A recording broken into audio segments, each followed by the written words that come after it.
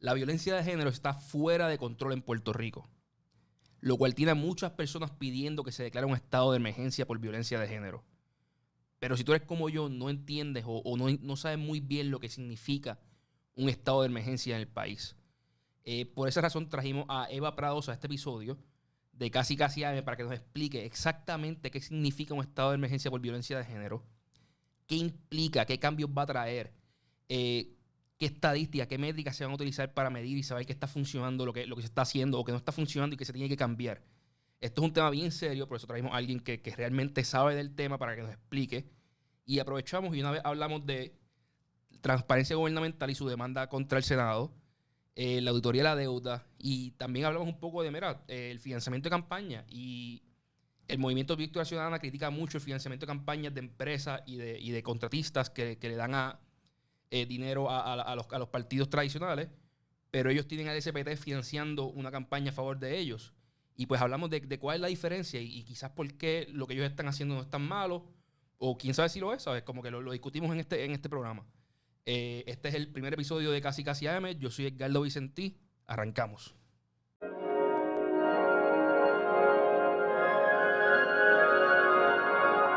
Eva Prado, ¿cómo estás? Muy bien. Muy bien, qué bueno. Nuestra primera invitada al nuevo podcast.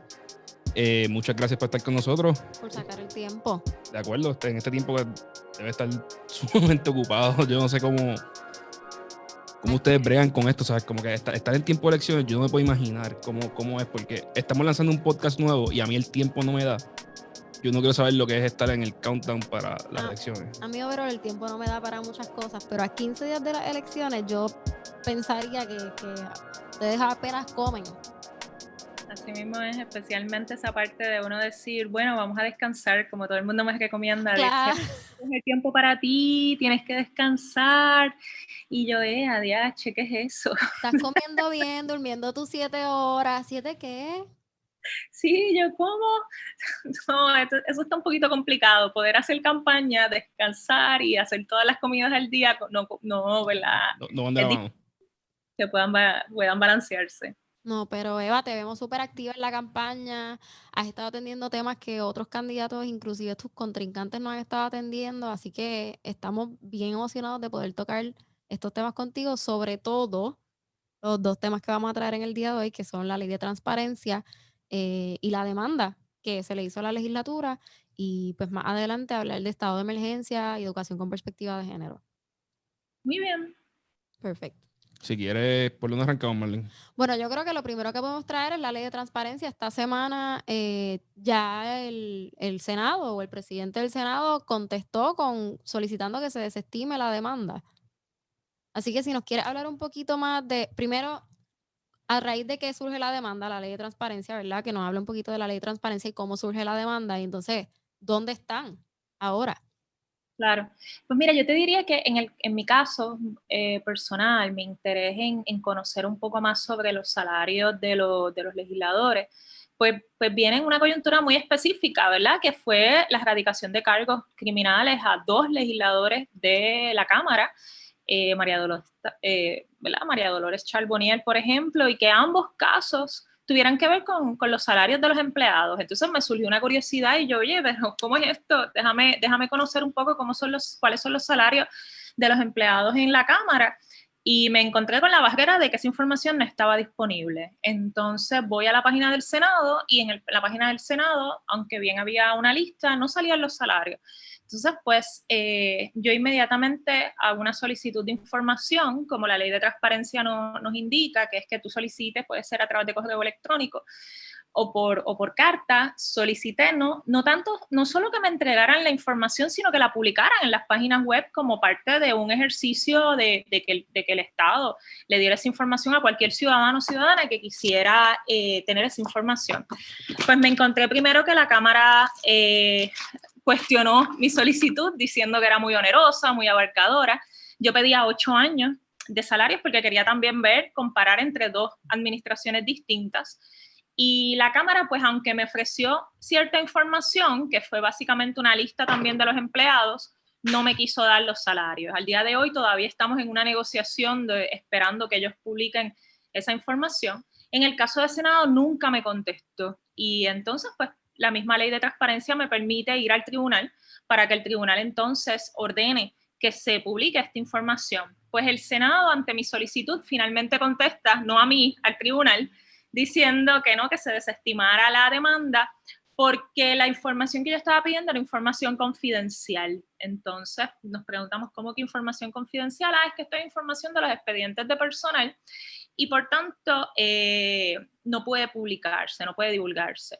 Así que tuvimos una vista el viernes pasado, donde por primera vez también estuvieron los abogados, ¿verdad? Mis abogados y los abogados del Senado enfrentándose frente al juez. Y fue una vista muy interesante. De hecho, aquellos que la quieran ver, está en mi página en redes de Eva Prados, para representante del precinto 3 de San Juan, y ahí puedes escuchar los argumentos de ambas partes, y insistentemente el Senado decía no solamente que era información confidencial, simplemente porque era información de los expedientes de personal, sino que además llegaba hasta decir que si se publicaba esa información poníamos en peligro ese personal de la legislatura, porque si alguna persona se entera podría querer asaltar a esa persona y poder exponer a peligros a estos empleados. Obviamente, nuestros abogados dijeron que eso era completamente, ¿verdad? No solamente imposible de creer, sino que había un interés por parte del pueblo, en este caso representado por mí, de tener acceso a esa información, que estamos hablando de fondos públicos, que estamos hablando que es información pública, que estamos hablando que tenemos un derecho, incluso precisamente en el periodo electoral que tenemos, a que los ciudadanos puedan hacer evaluaciones de cómo se utilizan los fondos públicos en nuestra Asamblea Legislativa, ¿verdad? Para que tomemos decisiones informadas. El juez fue muy receptivo, yo entiendo que a nuestros argumentos, no ha tomado una decisión, pero ciertamente estuvo muy incómodo, sus reacciones denotan que estuvo muy incómodo con las maneras en que el Senado insiste en mantener esta información confidencial, y que no es nada, ¿verdad?, que no estamos viendo en la Cámara, porque también supimos la semana pasada que Johnny Méndez aprobó también un reglamento, una orden administrativa, para tratar de evitar publicar esta información. Así que vemos un patrón, ¿no?, por parte de la Asamblea Legislativa, de tratar de esconder esta información, sea como sea. Pero esta no es la primera vez, o sea, en cuatrenios anteriores la información de los salarios de los empleados ha sido pública. Y a mí me parece curioso porque el argumento de que el hacerlo privado es para proteger los empleados, yo como empleado público diría que no, yo quiero que se sepa lo que hay aquí para que esté claro que no es un chanchullo. O sea, yo no soy, porque con todas estas noticias que han salido, el tú ser un servidor público o ser un contratista del gobierno se ha convertido en un tabú. Todo el mundo te ve como que, pues ya tú estás automáticamente o tienes algún truco o estás dando algún kickback a alguien o esto es todo es por la maquinaria política, y no. Sabemos que hay muchos que sí lo son, Claro. pero también hay un montón de otros que son personas honestas, profesionales, que se dedican al servicio tanto a la industria privada como el gobierno, y los contrataron por su expertise y tienen contratos y salarios bien normales, que aunque quizás para gran parte del pueblo, porque en Puerto Rico los salarios son sumamente bajitos, los salarios puedan sonar altos, cuando se miran en comparación a lo que se paga en la industria privada, pues está en el range correcto. Digo, y lo otro sería que entonces tú tengas empleados mal pagos en tu oficina y unos que estén cobrando un montón, y cuando los otros se enteren... Y cuando los otros se enteren, pase algo ahí. Pero por todos lados va el bien del pueblo, el saber cuánto las personas cobran. Sí. Claro, ahí mencionaron dos posibles escenarios. Número uno, que también va atado a otro esquema que se estuvo denunciando por el Nuevo Día, que es el esquema de nepotismo que se da en la Asamblea Legislativa, de muchas personas que son familiares de legisladores. ¿Cómo nosotros sabemos que esos familiares de legisladores, que ya de por sí a mí me genera mucho conflicto de interés, nada más pensar que tenemos legisladores con familiares que estén o en su oficina o en la oficina de otro legislador? ¿Cómo nosotros sabemos que esas personas no están siendo privilegiadas también en la compensación versus otro empleado que no es familiar? ¿Cómo nosotros sabemos que por el mismo trabajo tengas dos personas de distintos sexos que uno gane más que el otro, como es el tema de la equidad salarial? Así que son muchas las razones que uno va a querer mirar esos salarios, y que son prácticas cotidianas para uno monitorear que todo esté funcionando bien. Claro. Y que no debe ser razón para que esté bajo, ¿verdad?, en esta secretividad. Y entonces el próximo paso es esperar a que el juez determine si tienen que entregar la información correcta. Sí, ahora estamos esperando, confiemos que esta semana el juez finalmente, ¿verdad?, publique su decisión. creemos que es muy probable que sea antes del periodo electoral, porque el mismo juez hizo expresiones durante la vista de la importancia de esta información en este periodo. Así que entiendo, ¿verdad? Estamos confiados en que esa decisión debe de bajar próximamente. Y a mí lo que me parece hasta cierto punto un poco irónico es que la ley bajo la cual se están amparando para solicitar esta información es de esta administración, ¿cierto? Es una ley de 2019. No, y te voy a decir más. Se aprobó incluso, y fue una legislación, se aprobaron 2 leyes, y estos fueron días antes de que Ricardo Rosselló abandonara su puesto, y fue una legislación sumamente criticada por organizaciones que trabajan en temas de transparencia, le llaman la ley de la transparencia, de trampa. Así que es una ley que, aunque, como dicen por ahí, el nombre no hace la cosa, no es definitivamente la mejor ley que podemos tener de transparencia. Nosotros estamos promoviendo muchas en mi plan de, ¿verdad?, mi plataforma.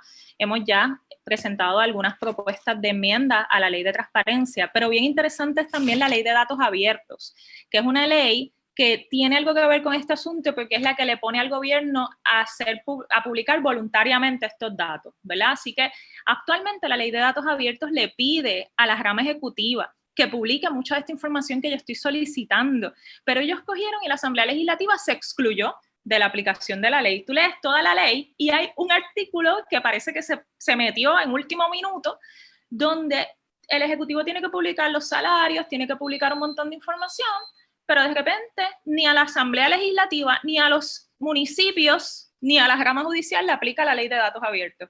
A ellos se les deja a libre albedrío de que ellos lo publiquen cuando quieran. Entonces le aplica a la rama ejecutiva, a las agencias de gobierno, pero that's the extent of it.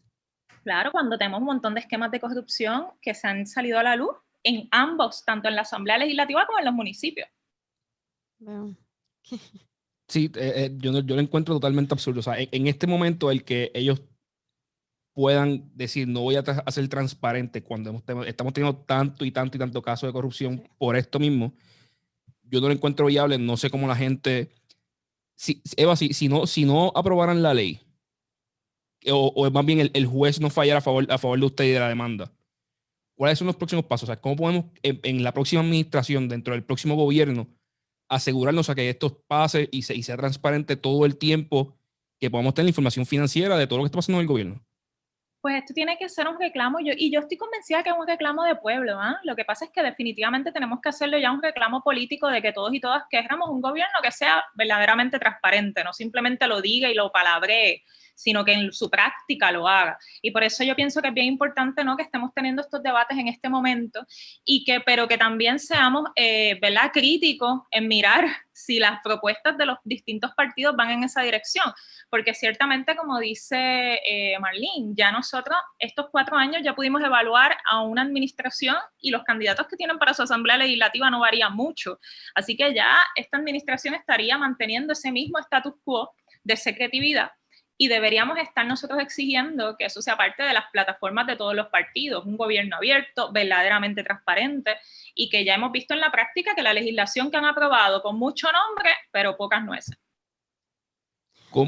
Y esto está fuera un poco del tema, pero yo creo que cae dentro de la conversación, porque cuando se mira al movimiento Victoria Ciudadana, muchas personas, y más del lado empresarial, y lo ven y dicen, aquí hay mucho idea buena, pero no vemos el cómo se implementa. Vemos todas estas teorías bien buenas de transparencia, de mejor acceso a los trabajos, salud universal, cosas con las que muchas personas están de acuerdo. O sea, incluso personas bien capitalistas como yo dicen, mira, la salud universal es necesaria, pero no vemos el cómo. ¿Qué usted dice a eso? ¿Qué está dentro de su plataforma? Usted diga, mira, esto se puede hacer y se ejecuta de esta manera.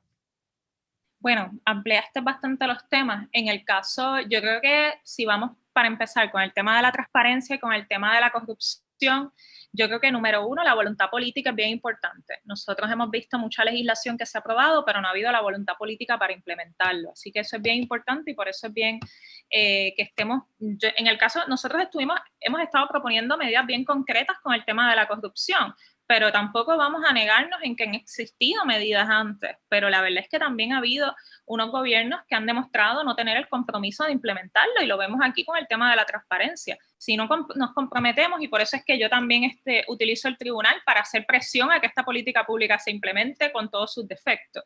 En el caso del sistema, por eso es bien importante, ¿no?, que cuando votemos, también votemos con esa mirada de que la voluntad política es un elemento bien importante a la hora de escoger las personas que vamos a tener allí.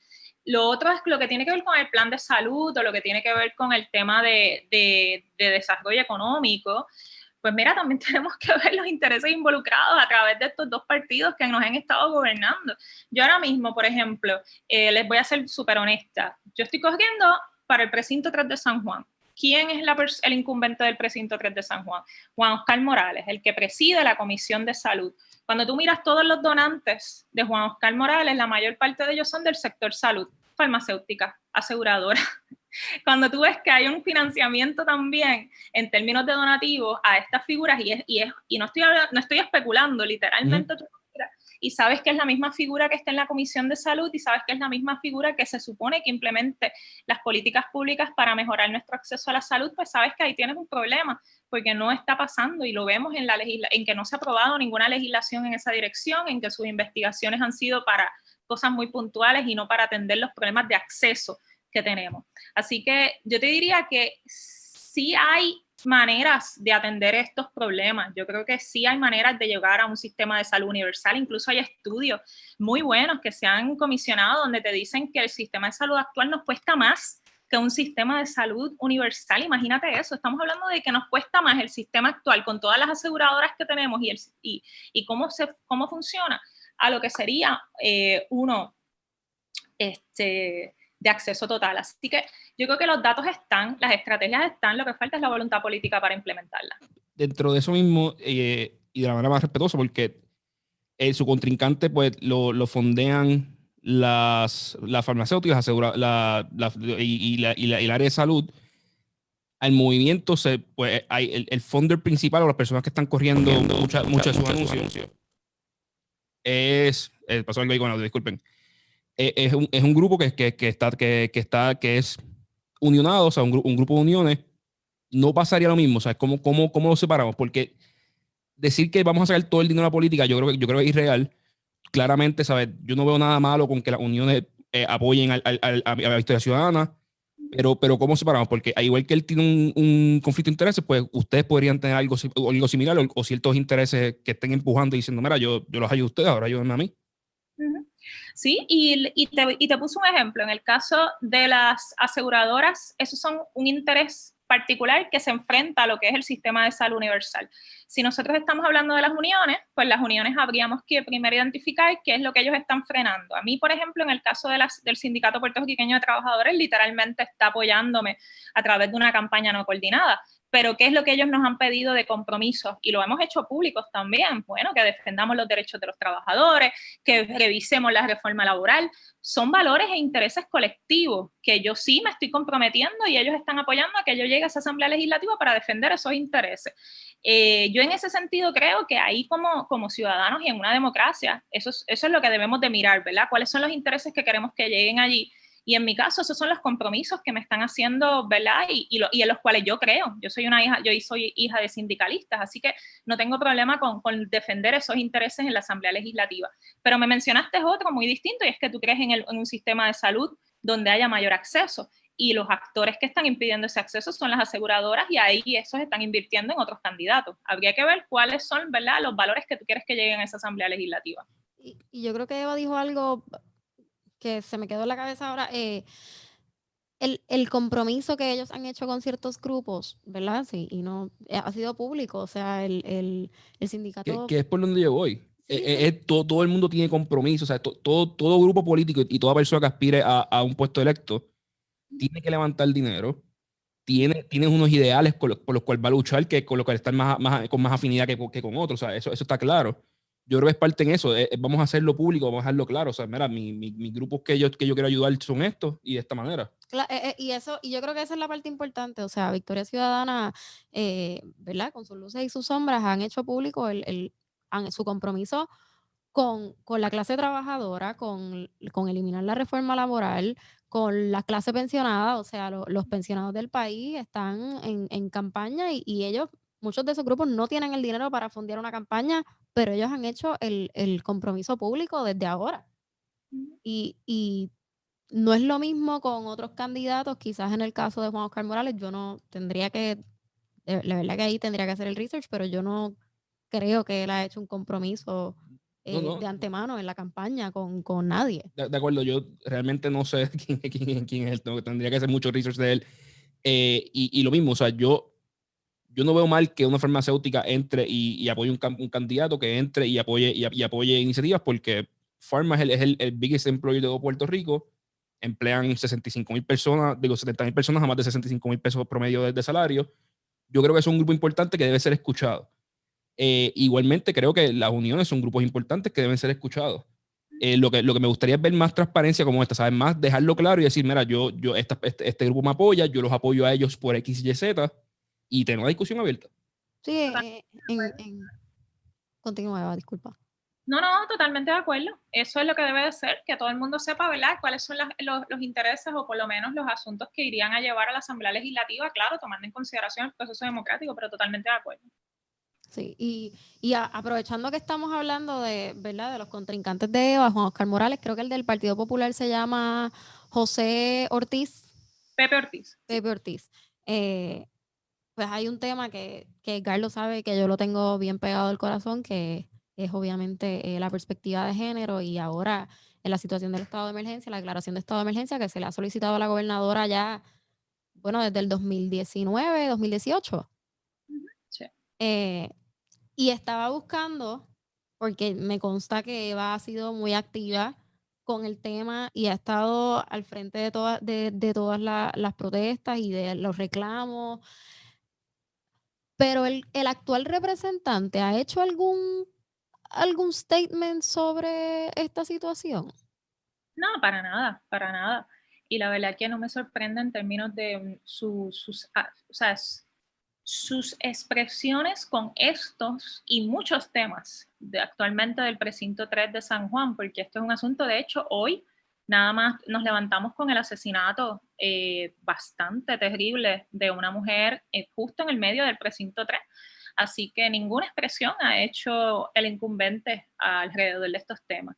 Así que no ha hecho ninguna expresión, ni lo he visto vinculándose a ningún proyecto ni a ninguna iniciativa que vaya en esa dirección. Bueno, Eva, cuando hablan de una declaración de emergencia, ¿qué exactamente compone la declaración de emergencia? ¿Sabes?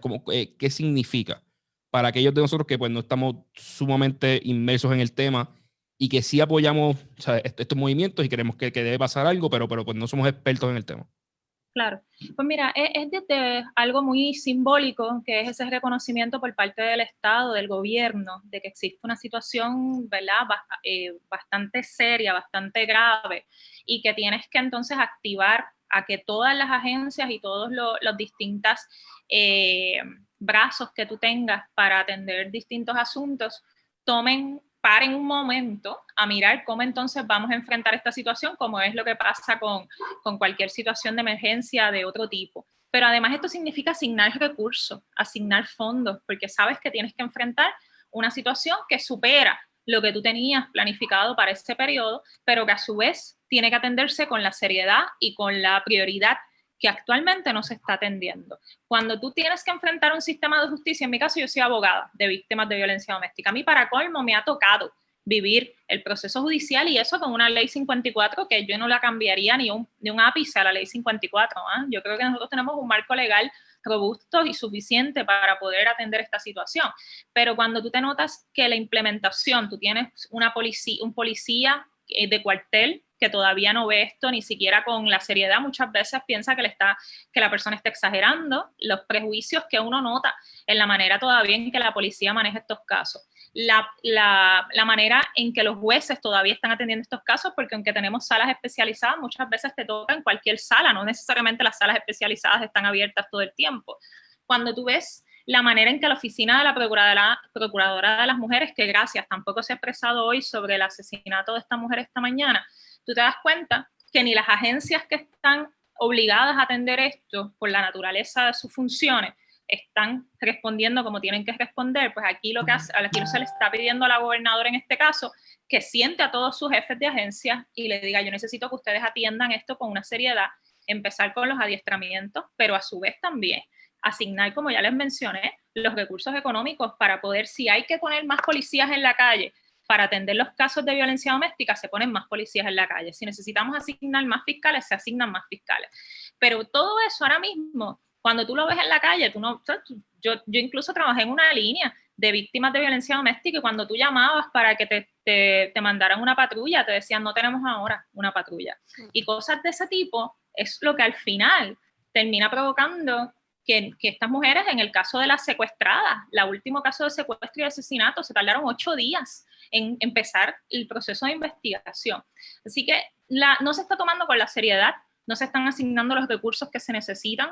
A eso añádele lo que es el tema de prevención, que es lo que hemos estado reclamando, que es empezar a educar, y no desde las escuelas. Por eso insistimos en un currículo con perspectiva de género, porque es que la violencia de género la estamos viendo desde demasiadas edades tempranas. Yo he tenido que representar jóvenes de 14 años solicitando una orden de protección. ¿Tú sabes lo que es estar en un tribunal con una joven de 14 años, de 13 años, solicitando una orden de protección con el noviecito que acaba de conocer o conoció hace poco y que da la casualidad que es el vecino del frente?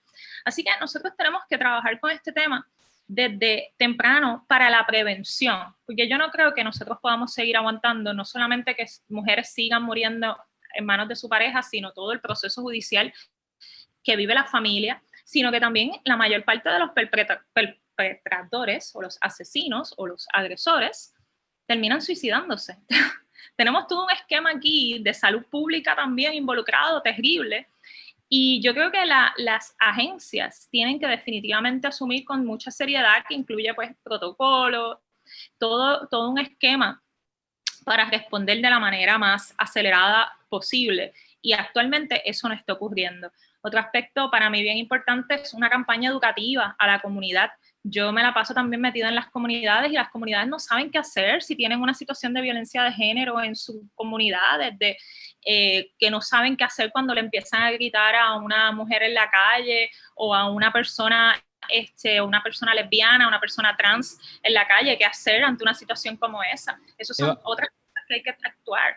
Y como mi pregunta es, y quizás es por mi background y lo que yo hago como profesión, ¿cómo yo mido esto y qué métricas estoy buscando solucionar? Porque yo reconozco que es un problema. O sea, uno lo ve con sus amistades, uno lo ve con la gente que lo rodea, habla con sus amigas y pues siente que esto es un problema, lo lee en las noticias, pero mirándolo del lado del gobierno, ¿sabes? Del lado de la policía, del lado de las escuelas, ¿qué métricas se están cogiendo actualmente para medir y tener un benchmark de estamos tanto o mejor o peor que el año pasado? Porque a mí cuando a mí me dicen vamos a declarar un estado de emergencia, yo digo, ok, pero ¿qué estamos midiendo? ¿Sabes? Como que va a ser un estado de emergencia de 40 años porque o sea, seguimos como que siguen pasando las cosas, o va a ser un estado de emergencia diciendo, mira, este es el benchmark de hoy, dentro de un año vamos a medir a ver si estamos mejor o peor, si le asignamos más o menos recursos, ¿sabes? Como que, ¿qué estamos midiendo? ¿Hacia dónde vamos? ¿Qué utilizamos? ¿Qué datos utilizamos? Lo primero, las medidas de prevención que se esté ejecutando. Ahora mismo no existe ninguna realmente que podamos hablar. Antes incluso habían algunas campañas educativas en los medios. Yo no sé si ustedes están viendo alguna. Yo escuché los otros días algo en radio, pero la realidad es que no hay actualmente ni medidas de prevención a nivel de campañas educativas sobre cómo atender desde el prevenir este comportamiento a cómo atenderlo y reaccionar a ese comportamiento. No tienes medidas de prevención hacia eso. No tienes nada ocurriendo en las escuelas para también atender estas situaciones. No estás teniendo nada realmente en el campo, aunque tenemos sí unidades especializadas, como ya mencioné, la mayor parte de estas unidades no tienen los recursos suficientes para atender el manejo de los casos. Cuando tú vas a las pero hay alguna estadística que nos diga, o sea, y no sé si existe, es preguntando porque si no hay que crearla. O sea, no, ¿cuántos casos se quedan sin ver? ¿Cuál es el tiempo promedio de llegar? ¿Sabes? Como que estas cosas que quizás alguien como mirándolo del lado numérico, porque hay muchas personas que van a decir, no, o sea, eso no pasa nada, eso es 1 o 2 personas, pero vamos a sacar entonces los números, ¿sabes? Porque yo sé que que sí está, pues vamos a sacar los números y podérselo enseñar, ver el problema gráficamente. Pero, y disculpa, yo creo, y quizás me estoy yendo un poquito lejos, pero yo creo que para poder determinar esas estadísticas, primero necesitaríamos que el gobierno las considere como víctimas de violencia de género. Yo creo que ese es el primer problema. O sea, para tú poder determinar cuán mal está el problema de violencia de género aquí, sería que el gobierno pueda determinar y quizás no lo hemos visto tanto aquí, sobre todo porque pues ahora las redes sociales nos tienen súper al frente, pero en muchas otras cosas, como por ejemplo lo que es trata humana, aquí el gobierno no tenía un caso de trata humana hasta hace como 2 años. O sea, ¿cómo tú mides algo que tú no estás considerando?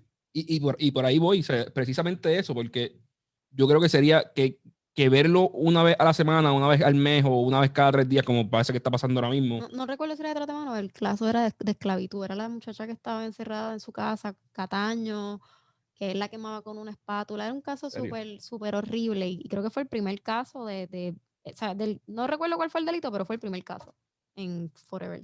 Pues precisamente por eso yo digo como que, mira, vamos a darle números, porque sin números, pues la gente puede pensar que pues, es que ahora, o sea, hay más medios y pues se sabe más que antes. Y está pasando lo mismo, no estamos peor. Quizás Eva tiene otra contestación, pero para mí el gol sería 0.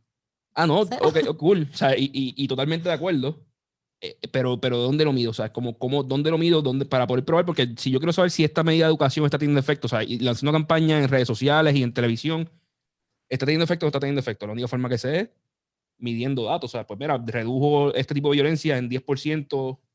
Eso es a eso es que me refiero. O sea, ¿cómo llegamos ahí? Estoy tratando de encontrar a ver si lo tenía aquí en la computadora. Ahora mismo en términos de algunos datos que yo utilizo, bueno, ahora mismo no sé, me parece, si mi memoria no me falle, aquí pues tendría que buscar más. Creo que la violencia doméstica, o sea, la violencia doméstica está, creo que si no es entre las primeras 3, las primeras 5 causas de muerte entre mujeres. Así que eso para más o menos veas el, ¿verdad? Es una de las causas principales de muerte actualmente de mujeres, ¿verdad? Entre las primeras está el cáncer, por supuesto, pero también está la violencia en la relación de pareja, ¿verdad?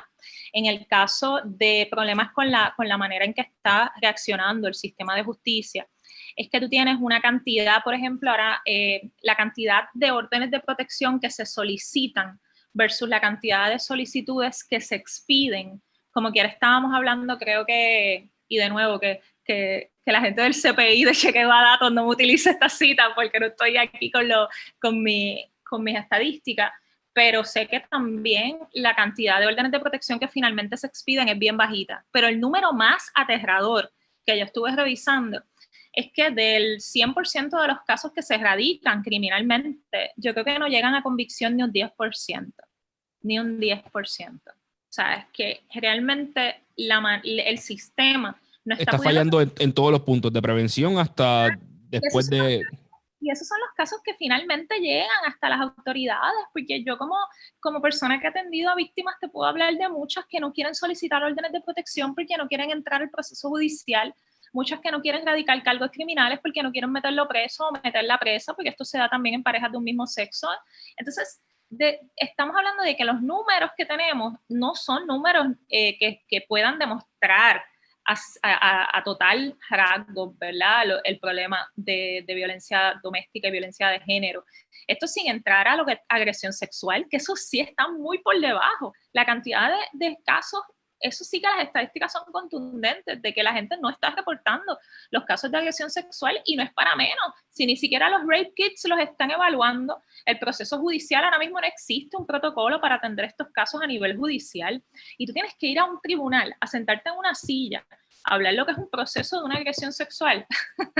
Eso es otra historia, frente a un montón de personas que desconoce y frente a una persona agresora que va a buscar 1000 maneras para quitarle valor a lo que estás diciendo. Así que la realidad, los datos son bastante contundentes y también en cómo esto impacta principalmente a mujeres, porque muchas veces estamos hablando de que si los hombres son víctimas de violencia de género, claro que sí, hay hombres que son víctimas de violencia doméstica, hay hombres que son víctimas de agresión sexual y de acoso, pero la proporción es demasiado, la proporción es de 2 a 8, o sea, es una cosa donde las mujeres están desproporcionalmente afectadas y por eso es que estamos denunciando que tenemos que atenderlo. Porque a diferencia de otros fenómenos de violencia, como es la violencia, ¿verdad?, en el narcotráfico o es otro tipo de violencia, a esos tienen unos problemas estructurales distintos, ¿no? Pues puedes hablar de la economía, puedes hablar de la falta de trabajo, puedes hablar de muchas cosas, pero la violencia doméstica, las raíces están en las mismas relaciones de pareja. O sea, quien te está matando es la persona con la cual tú conviviste. Quien te está agrediendo en los grandes casos de agresión sexual es un familiar. Cuando estás viendo esos fenómenos, tienes que hablar de la cultura y de la sociedad en que tenemos directamente. Eva, yo creo que ya nos pasamos del tiempo que te habíamos dicho, pero yo tengo una última pregunta. Disculpa. La auditoría de la deuda ha sido una de tus luchas más grandes. ¿Dónde estamos con eso? Y a mí me preocupa mucho porque yo he analizado mucho el tema de la deuda y pues no, su grupo se enfocó mucho en la auditoría, pero la renegociación de la deuda nos fue malísimo. O sea, la renegociación de la deuda estamos pagando probablemente 3, 4 veces lo que podemos pagar, o lo vamos a empezar a pagar, vamos a empezar a pagar 3, 4 veces más de lo que podemos pagar anualmente. ¿En qué está eso? ¿Cómo se ve? ¿Sabes? ¿Qué usted va a hacer una vez llegue al Senado? A la Cámara, perdón, sí. Pues para mí esa es una de las razones por las cuales también quiero llegar a la Asamblea Legislativa, ¿verdad? Obviamente para mí el precinto 3 sigue siendo nuestra prioridad y atender las necesidades de las comunidades, pero las necesidades de las comunidades están íntimamente ligadas a la situación fiscal y precisamente el abandono que sienten las comunidades está ligado a la situación fiscal y a lo que estás mencionando, que para colmo estamos llegando a unos compromisos donde están comprometiendo gran parte de nuestros recursos para el pago de una deuda que no hemos auditado, que ahora mismo los acuerdos que se están llevando son terribles, porque para colmo estamos en la dinámica, si no has visto las últimas noticias, frente al COVID, mientras el mundo entero está hablando de cancelación de deuda porque los países necesitan poder recuperarse económicamente, en Puerto Rico están los bonistas como si nada hubiera pasado, pidiendo que le paguen lo mismo y sabemos que para colmo no es ni siquiera lo que ellos compraron, porque tú también sabes que muchos de nuestros bonistas ni siquiera fueron los bonistas originales, sino que estamos aquí hablando de compañías que han adquirido toda esta deuda a unos precios de descuento increíbles y están pidiendo que se les pague con unos descuentos de un 30% cuando ellos están generando millones de ganancias. Así que sí, yo me mantengo en que la auditoría es importante. De hecho, una de las legislaciones que hemos estado apoyando ha sido la ley por un retiro digno, porque entendemos que es una estrategia legislativa valiosa para enfrentar el proceso de la deuda, porque la realidad es que tenemos que entrar en unos planes de ajuste de deuda. Eso va a pasar, pero esos planes de ajuste de deuda pueden reducirse mucho más la deuda de lo que se está acordando. Y si no lo hacemos, que es mi gran preocupación con estos debates que se están dando, donde poco estamos hablando de este tema, yo siento que estamos volviendo a lo mismo que cuando fue las elecciones pasadas. Yo siento que casi todos están en la misma línea de que esta deuda se puede pagar. Entonces vamos a entrar a un nuevo gobierno y nos vamos a dar cuenta que no se puede pagar y la realidad es que el pueblo va a seguir sufriendo. Y por eso para nosotros es bien importante llegar a esa Asamblea Legislativa ya con la experiencia vivida y con propuestas concretas para atender el problema de la deuda. Pero dentro de que es un tema bien complejo, yo entiendo que la necesidad de una auditoría y entiendo que la auditoría posiblemente podría sacar cierta deuda y que no se pague cierta deuda. Pero el fin yo entiendo que de todo el movimiento y lo que estamos buscando es que Puerto Rico acabe pagando lo que se estima más o menos que se puede pagar si no mira un análisis genuinamente bien hecho de comparación con los estados y otras municipalidades parecidas a Puerto Rico, que es 400 a 600 millones anuales. Llevar ese mensaje no es mejor o más eficiente que el de llevar 2, 3 mensajes de tenemos que auditar, tenemos que hacer esto, tenemos que reestructurar bien, tenemos que pagar pensiones, porque estamos peleando 3, 4 batallas a la misma vez.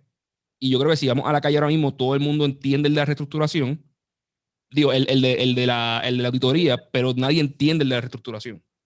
Y sí, todo el mundo, y eso salió como que lo sacaron del pensamiento público, y lo que resultó fue que los bonistas pudieron sentarse a renegociar con el gobierno a puerta cerrada, sin ningún problema, porque nadie les está peleando por eso. Pelean un poquito por lo de la auditoría, pero nadie está diciendo, no, el número son 400 millones. Si pagamos más de eso al año, no podemos volver a correr un gobierno coherentemente.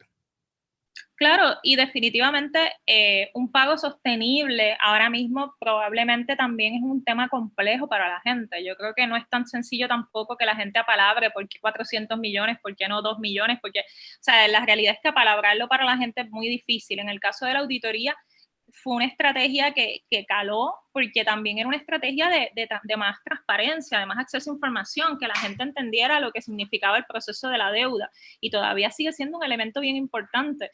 Yo creo que aquí lo que también tenemos que hablar es de, sí, lo que estás diciendo, que es lo que va a la mano de la sostenibilidad de la deuda, que realmente podemos pagar, ¿verdad? Pero cuando hablemos de eso, tenemos que hablar también de que hay deuda que fue emitida ilegalmente, y que a su vez son elementos importantes cuando miremos qué es lo que podemos pagar. Y la comparativa, yo no sé si es la de otros estados. Yo te he dicho que hay estudios que demuestran que Puerto Rico, hablando con números y centavos de su capacidad económica, está hablando de una reducción hasta un 80-90% del pago de la deuda. Así que 400 millones es 85%. Sí, o sea, el número es entre 80 y 90% sin duda alguna. Cuando uno mira de una manera fiel y está siendo serio con el asunto, no siendo absurdo y poniendo proyecciones absurdas de crecimiento o algo así. ¿Qué es lo que se ve en lo que presentan los bonistas y lo que presenta a veces la Junta Control Fiscal? Pero coincido contigo que al final la conversación que tenemos que generar como país, y es una de las cosas que me interesa hacer cuando llegue a la Asamblea Legislativa, es ya no solamente hablar de la auditoría per se, sino realmente de cuánto es lo que podemos pagar. Esa definitivamente, y es parte de lo que hemos estado trabajando desde el frente y también desde la campaña Construyamos Otro Acuerdo, ya empezar a hablar de que el país no tiene capacidad para pagar, que nos impactó María, porque nosotros estamos hablando desde la auditoría desde antes de María, que nos impactó María, que nos impactaron los terremotos, que tenemos una pandemia encima de nosotros que no se va todavía. Así que yo coincido en que la conversación ya tiene que ir también en qué es lo que realmente podemos pagar. Y definitivamente es un buen acercamiento ver cómo la gente reacciona, pero ciertamente todavía yo creo que lo que más la gente entiende es que necesitamos, ¿verdad?, un país que funcione. Y yo no creo que nosotros vayamos a tener un país que funcione si la Junta de Control Fiscal insiste en secuestrarnos el presupuesto para pagar la deuda. Eso definitivamente. Bueno, muchas gracias y gracias por el tiempo. Sí, muchísimas gracias y gracias por participar. Gracias a ustedes. Bueno. Gracias por escuchar este segundo episodio de Casi AM. Recuerden darle follow a nuestro programa en Spotify. Le dan follow, después aparece una ventanita que pregunta si quieres que te avise. Denle que sí para que les avise cuando salga un episodio nuevo, ¿sabes? Y se enteren y puedan escucharlo. Van a estar saliendo más o menos 2 episodios a la semana. También denle follow en YouTube. Le pueden dar a la campanita ahí como ustedes prefieran, ¿sabes? Porque hay gente que prefiere el audio, hay gente que prefiere verlo en YouTube. Como ustedes prefieran, en Facebook See First.